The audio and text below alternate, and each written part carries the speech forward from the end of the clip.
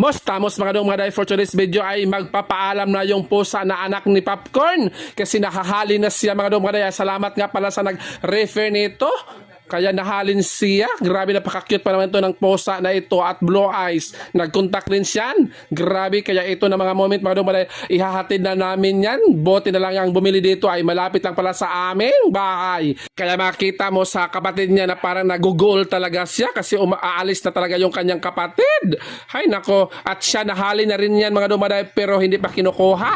At ito na mga moment mga dumaday, ihatid na namin yan sa nakakamiss din mga dumaday kasi mabait itong pusa na to pero sa ganyan talaga mga hayop ibibinta talaga yan. Pasalamat sila, pusa sila kasi pag baboy pa sila ano na yan, tigok na yan, grabe na yan talaga. At yan mga dumaday, dumating na kami dito sa unahan talaga sa aming bahay at hindi ko inasahan, first time ko dito makarating mga dumaday, dami pa ng bahay nito. At yan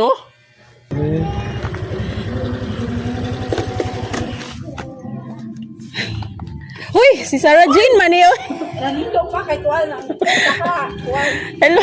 Nadi ka diri ah. Picture to dos, ikaw rin sende. Uy, picture ni Bibi. Ayun. At sa di inaasahang pangyayari pagdating namin sa bahay ng bumibili, nako, nandyan pala yung classmate ng asawa ko sa high school.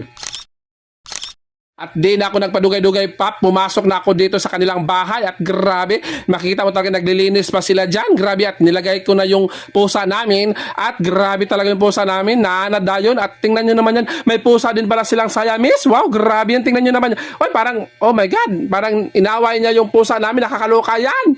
Ay, ka-cute. Okay na kayo, plaster na. Bayad ako, bayad. Salamat kayo. Salamat. Oo, sige. Ang mga Bye-bye.